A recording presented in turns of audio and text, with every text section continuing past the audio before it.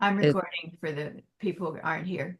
yeah, it's fire safe, or at least that we have a defensible space around our houses. Um, and How wide do they like that defensible space um, to be? the 0 to 5 feet is the one that you really need it. That's as close. And then but then they also have a 0 to 30 feet out, and then 0 to 100 feet out. Wow. And they want from the 0 to 5 feet, they want all combustibles, any bark, mulch, dead branches, things growing up against your house, that sort of thing to be cleared away. Because apparently the fires start with embers. I always thought that it came, we're right next to Tilden Park, and I always had visions, and God forbid that it should come true, is that the fire would start in the park and come over the hill and toward our houses, and that it would be in the treetops, basically. Yeah. And apparently that isn't how it starts. It starts with embers and wind blowing the embers that get close to your house, and that's what destroys the homes mostly in the area around. So So are there plants that are fire resistant so your houses don't look ugly, with bare? to be honest, Gail, I haven't gotten to that point yet. I and we have just done a total remodel of this house, and I don't know whether I'll just briefly tell you, but I got married about 5 years ago, and to a neighbor who lives around the corner, and so we remodeled his house, and we've been in here now for about 3 years. It took that long, and it was during COVID and stuff. Um, but part of it, it's a contemporary home. I guess people would have called it mid-century modern or something rather. And it has a patio inside the house. It's like a center lanai, and so we have plants in that. And I still haven't figured out how I'm going to fireproof it to make sure that it's going to be safe. It's not wood though. What we did do is we put stucco. We took out off the shingles and put stucco on, and it's beautiful in the stucco. The shingles were old and falling off, but it's not your classical Berkeley look anymore. So it's a challenge to get to the point where it still looks pretty, and yet you don't have and that you're not fire resistant, or Yeah, you are resistant. yeah. Yeah. Well, Bill, you've had fires where you are too, right? And floods and all kinds of natural Oh challenges. yeah, yeah. No, we had a fire about a month ago that came within about a mile or two. Oh, wow. But yeah, so Where that are you? was in Where are you? Saint Inez, Oh, north of, oh, sure. yeah, Yeah. yeah. I had a And that, grandmother who lived there a long time ago. yeah, no, it's a great place. Yeah. But we're fairly well protected. We're on 5 acres and we've got a lot of landscaping, so Oh, that's great. not an issue, we hope. Yeah. Well, the landscaping isn't an issue because, Uh, no, it's a lot of green landscaping and that which isn't landscape. Are weeds that are cut down as low as possible. got it. Did you have to evacuate with that recent fire? No, we did not. Yeah. Mm. What I'm wondering is what do people take with them when they evacuate? So Good what, question. yeah, and Good because we've been question. thinking about it. So Bill, what did you or your family think about taking? Cash and a passport and some clothing and a dock kit. I mean, yeah. Yeah. Yeah. I'm having an interesting discussion and experience with that right now. I have a woman who works for me who has helped me and helped us find the bag that we need to get when we only have like 5 minutes to get out of the house. And then and that includes the things like Bill's talking about, your passport, some cash. And then we have the next level bag. Now, I'm putting this together right now, so I'm kind of talking off the top of my head. But Oh, yeah. the next level bag is if you've got 15 minutes notice. Next level is if you have an hour notice.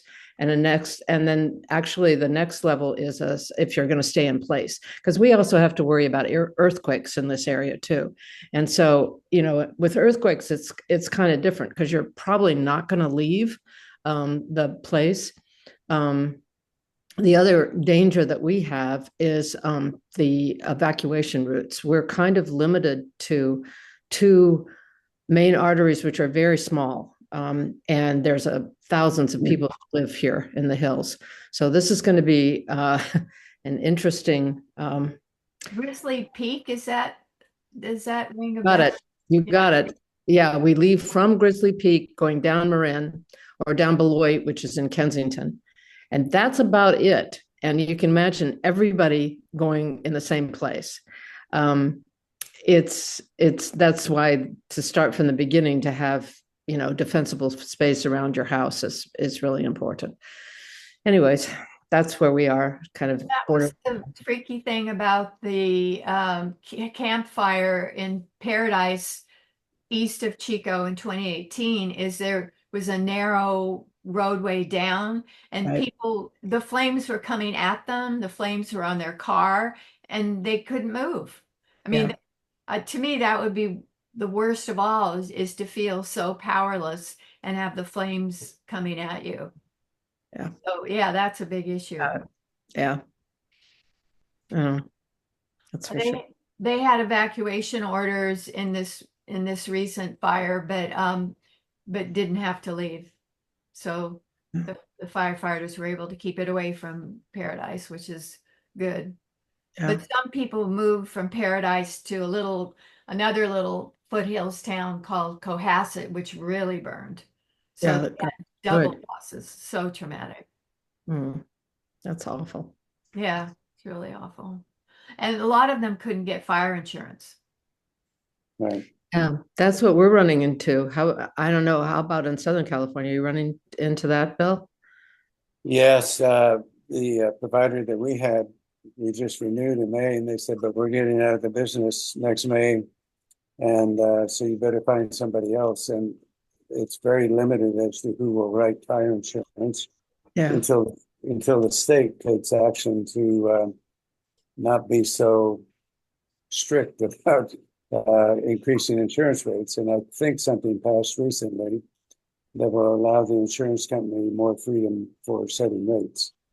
Yeah. And once that happens, you'll probably get more insurance companies in here. Yeah. Well, doesn't the state provide insurance for people who can't get it? Well, yeah, the state of California, but it's not very. Yeah. It's not very good. Yeah. I mean, it's low coverage. I mean, they wouldn't pay for the Right. Yeah.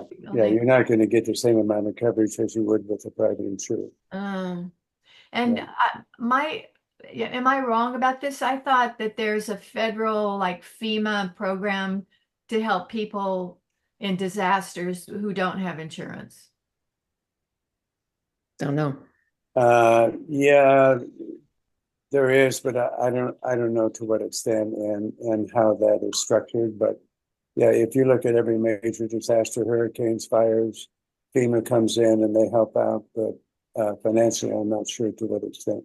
Yeah, me either. So Henry, is LA talking about fires? You probably got some of our smoke. I didn't see any smoke, but Oh, good. we're almost finished rebuilding my house when it burned in 22. What was the cause of that fire? Electrical, Mm. which I guess is quite common. What room was that in? Do you know? Yeah, I know exactly. It was the back house. You have like a mother-in-law little cottage in back of the house? No, this is sober living. Probably a drunk guy started the fire, plugging in too many cell phones or something. My goodness. Huh. So And then the worst of it, though, what I was going to take with me I had to run through the smoke. I just barely got out with my life. Oh dear. Two of my cats didn't make it, Oh, but because of no electricity and no burglar alarm, you guys were talking about passports. They broke into my house. Nobody's ever gotten into it before, and they stole my passports. Among, they were in an attaché case with a lot of credit cards. oh gosh. Mail service is really atrocious at my house. They sent replacement credit cards rather than putting them in the locked ammo box that I got on the front porch with padlock on it. They set it down beside theirs, so the thieves got their hands on the credit cards before I did. Oh gosh. I'm still missing one now, just a new occurrence. Did they try to use them? Oh, they sure did use them. Oh, that's no fun. Yeah, it is. The banks just give you your money back. Banks don't care. Banks have really good insurance. Mm. So, what do you all think about Kamala Harris running for president? I know Bill's not happy. You think she's going to help the Democrats or hurt their chance of winning? Well, I think she'll help because the alternative was not going to happen. But I think you're seeing a lot of enthusiasm right now, just because I think it's more an anti-Trump vote than it is a pro-Kamala vote. Because if you look at her history, it's very Marxist in all of her positions, and I don't think most people understand that. A lot of people don't even know she's vice president. When you see these interviews of the man on the street, so it'll be close. Yeah. What do you make of Rachel Maddow said last night that Trump has been he told the Christian evangelicals to vote once and then they wouldn't have to vote again for 4 years. But then he's been telling people, and she showed a lot of clips, you don't need to vote. We don't need your vote, because they have people in place in voting stations that won't certify the elections. Have you heard about that? So who's not going to? I'm sorry, I heard something about the Christian thing, but I don't know about the rest. Yeah, Trump has been telling the opposite in some of his interviews, which is don't vote. I don't need your vote. Oh, Got this soda. I'd have to see that in context. I'd have a hard time believing he would tell anybody not to vote. But yeah, me too. So Rachel's suggestion was that they have 70 voting people, election deniers in place who could certify votes, and they won't certify it. So it'll throw chaos into the elections. So he's counting on that. That was her thesis. Well, I don't have a lot of confidence in what Rachel Maddow has to say. So, Henry, what are your thoughts about Camilla? Well, it looks like it's going to be the East Coast against the West Coast if she chooses Gavin Newsom for a running mate. Oh, she won't choose Gavin. She No, I'm can't. just saying, as it stands now, it's New York against California. Oh, are you thinking of Trump as New York? What, you don't think he's ever been to New York? Yeah, but he's He's a New Yorker. He's a New Yorker. well, but legally he's a Florida resident. Okay, well, East Coast, West Coast then. All right. If you want to get that technical, East Coast, West Coast. And what do you think her role will be in this November election? Who's Kamala's? Okay, so how do you say this? Thank you, Tim. I'm on Zoom. between the dogs and other people. I live in Berkeley. That pretty much defines my politics. Yeah. And the fact that I think at least 3/4 of the country breathed a sigh of relief and an incredible feeling of hope when she got nominated. And I was right among them. I think a lot of us are suffering from PTSD from Trump. He has made some, he's done a great deal to destroy our democracy, and it's frightening. I just pray that we can come together as a country, recognizing that there are differences in our politics, but not be so violent and lethal. The thought of Project 2025 is terrifying. And all you have to do is read it and recognize that even though he denies that he has anything to do with it, it is things that he has said, it is people that are supporting him, and it could become a totalitarian government, which I don't think any of us want. And I don't know how else to say that. I haven't ever engaged with people that rapidly believe in what he says. And I don't know that I could Bill does. So, I mean, and Bill's intelligent and well educated. So I will be interesting to hear his perspective. I don't know. I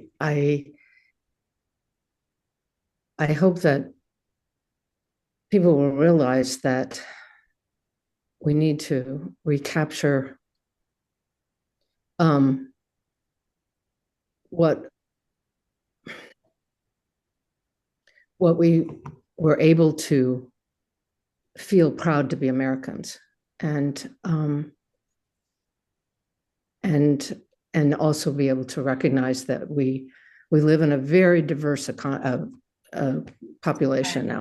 Yeah. And there's nothing that's going to change that. You know, it's not going to change that. We are definitely all peoples, you know, gay, straight, brown, black, whatever. And people have come here because, or have raised their children here because it was a land of opportunity to be safe, to be have a participation in our government, to be able to be. I've never really articulated this before, so if I'm stumbling, I'm sorry, because I should have articulated a long time ago. But I really feel we have to heal a lot of wounds that have happened, and I think that the way to do that is through a democratic process that we had been established for a long time. And I don't believe, in fact, I know that in this particular case, supporting someone who does not believe that and is not willing to work for that is incorrect, and very, very damaging to our economy.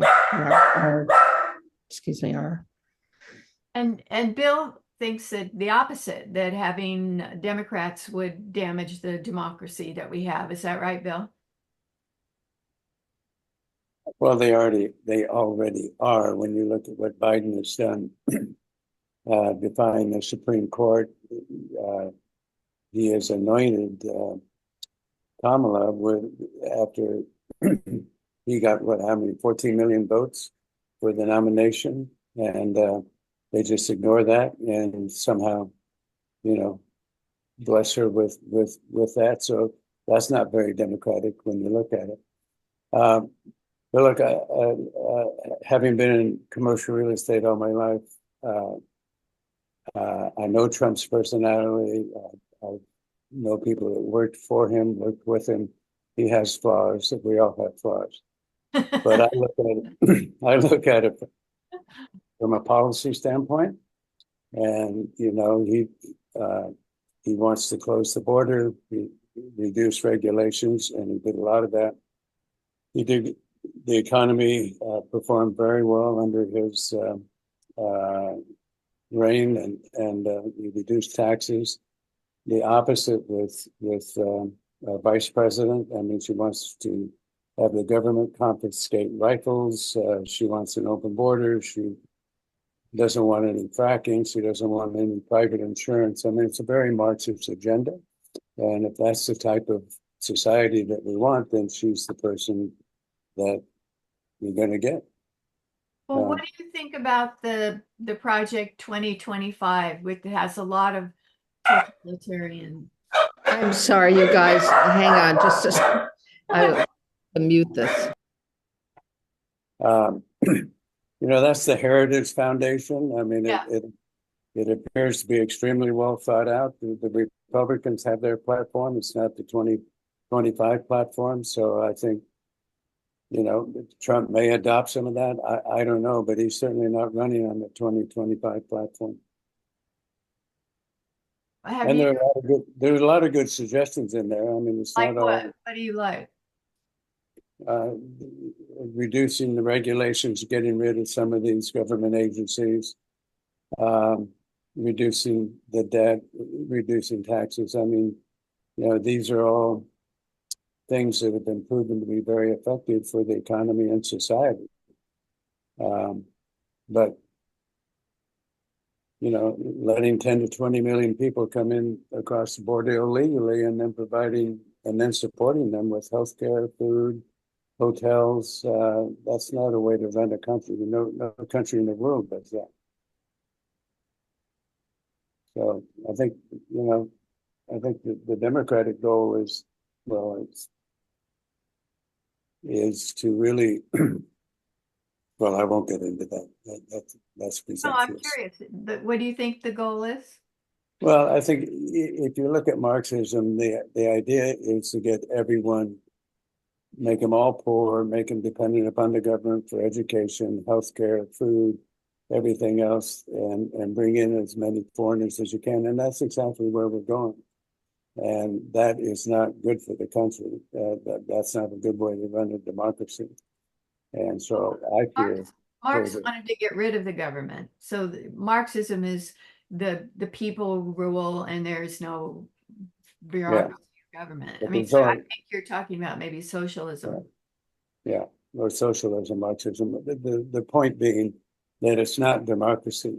And that's why I don't think that Kamala, at least based upon her positions in the past, are good for our economy or good for our society. How do you handle in your mind Trump's talking about Hannibal Lecter in and out for no reason, or talking about the shark and battery and how I'd want to die from the shark or the battery in the boat, and the incoherent speech? I mean, he doesn't seem very cogent or together. Does that bother you or not? No, I mean, he says a lot of things. I think you just have to look at the policies that he's implemented and he represents, and that he would like to, you know, he says a lot of things that are off the cuff and not real relevant to what he's doing or what he's achieved. So. What about his criminal record at this point? Well, most of that's manufactured by the current administration, and and purposely so. They wanted him in jail if they could, so he couldn't run against Biden. If not that, they just wanted to be able to call him a felon, and they weren't successful on a trumped up charge in the state of New York that the attorneys in New York and DC, the FEC, they all turned it down, and this guy ran a campaign saying, "I'm going to get Trump," as did with the woman attorney general there. I mean, that was their campaign. That's how they got elected. So they went after him in any way they possibly could. And it's So you don't believe Stormy Daniels? You think she's just lying about having the hush money paid to her? Well, according to Mr. Cohen, he did pay her the money. Yeah, but But right. there was nothing illegal about that. Oh, because they didn't, it was a campaign related expenditure and they didn't report it as for campaign spending. Well, the FEC didn't find anything illegal about it, and that's the controlling entity for campaign contributions. They did find Hillary Clinton a lot of money for what she did to Trump on the Russia thing. Oh, you don't think Russia was trying to influence the election? No. You don't think they had a lot of trolls? No, that's all been disproven. I mean, those are all lies. Mm. It's so interesting that I think that our viewpoints are so different and we watch different media, we get different sources and we're all intelligent people. Henry, what are you going to say? Okay. Hey, Danny. See you later, Steve. Okay, thank you. Hey, thanks. Oh. Nice. Henry, were you going to say something? Well, I've survived so many things. I lived really well when Trump was president, and I've lived well when Biden's president. So I could care less who's president. Hmm. It's not going to affect my life. I'm not going to let it bother me either way. Like a lot of people are scared to death of Trump, but I'm still here. I survived well his 4 years, and but I can really care less who's president. I don't think it's going to affect my daily life. As far as politics go, we spend all of our national wealth on weapons of mass destruction, and it doesn't leave whoever is president is still going to spend most of our national wealth on weapons of mass destruction. Our military is bigger than most of the rest of the world's put together. So we're the bully on the block. So do you think we should stay out of the Israel-Gaza war, Hamas, Hezbollah? Oh yeah, we're just we're just providing the weapons to them. Same thing in the Ukraine. We haven't lost a soldier in a major campaign. We have stooges doing all of our fighting for us. All we do is give them the weapons. So would you withhold the weapons from Israel and Ukraine if you were in charge? Yeah, how many more women and children do you want to see get blown up? And same for Ukraine? I don't know. I got to get this call. Okay.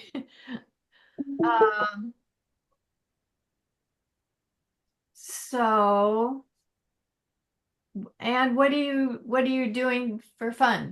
How do you spend your time besides remodeling your house? Good question. I'm a pretty active member of Berkeley Rotary Club and Berkeley International, or excuse me, Rotary International. both my husband and I are, excuse me, I have two grandchildren here in town, and my daughter and her husband live here. And we just kind of enjoy our lives. And we're very fortunate to be here, and very fortunate to have, a group of friends and people that we do activities with. We do a lot of service projects. And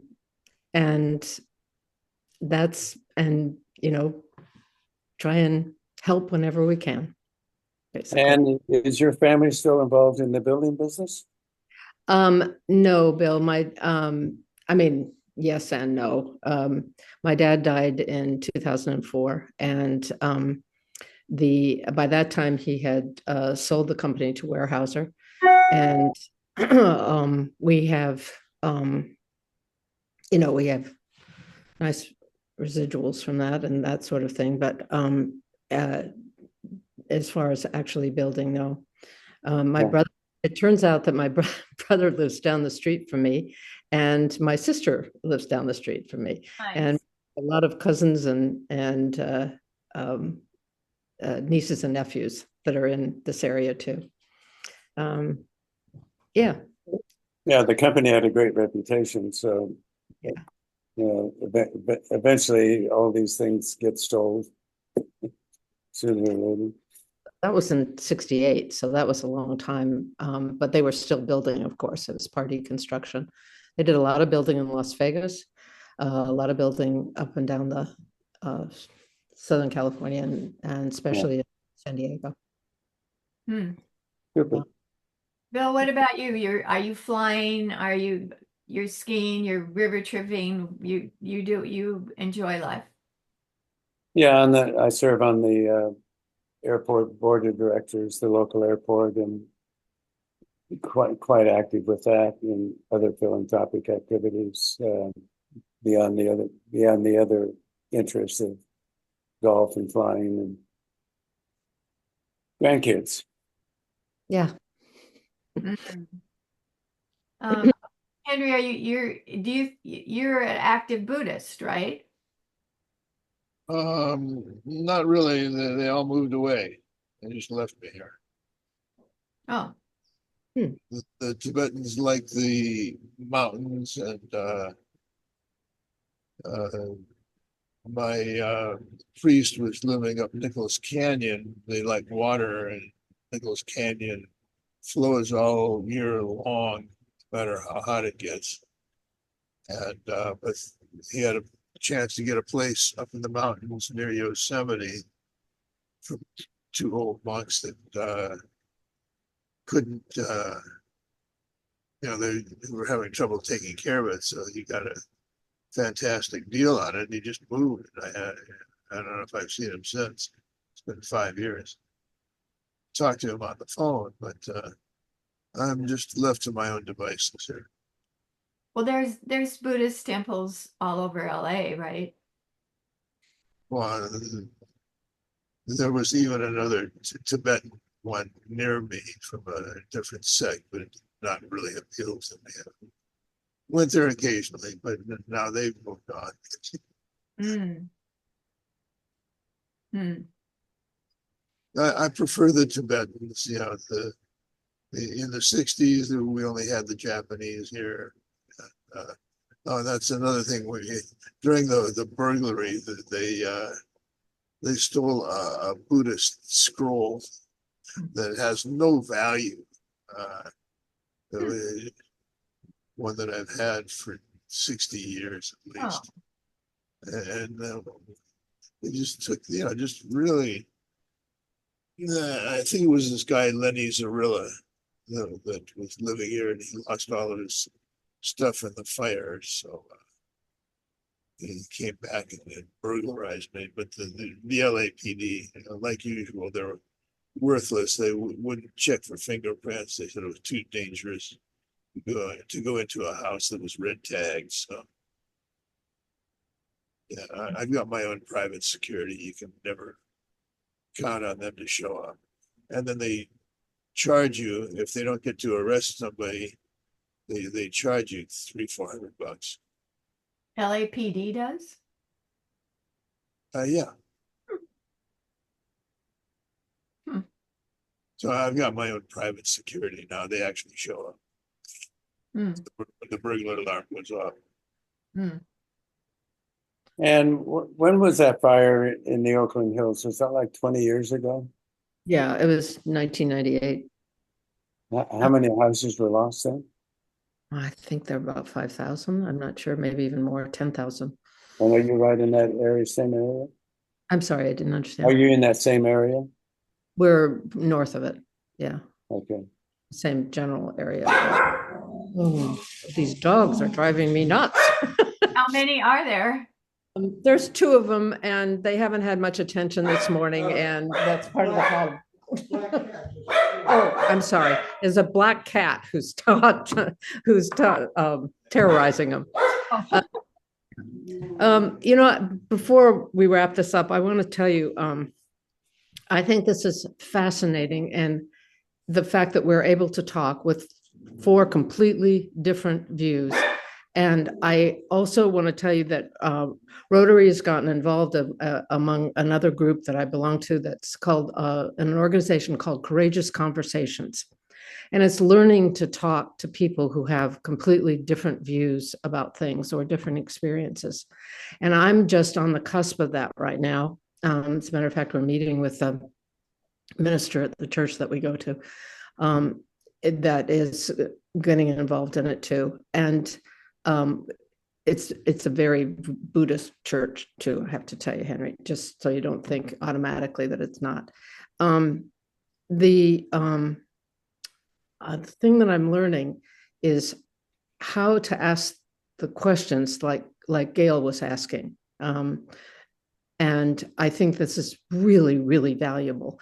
And I guess the idea is to find out what our respective values are that we shared, our common values. Like we all want democracy and fair elections and yeah. And get beyond the angst of the personalities and that sort of thing. And I totally appreciate this. Is the first time I've been on this call, and I did not expect it. I thought we were going to talk about, do you remember the game of such and such 19? It's really nice to see this and to see, people my age, our age, who are concerned and who have different views, and where we might be able to go from here and coming to an understanding. And I just think this is really, really special. And I thank you very much for being here. And I'm hoping that we can talk again sometime. Well, we talk every month. That's great. We'll have to get Dave on so Bill has some backup. Dave Kuhn. Yeah, there's not many of us. Well, you're half the country almost, so there are. Well, that's true. Yeah.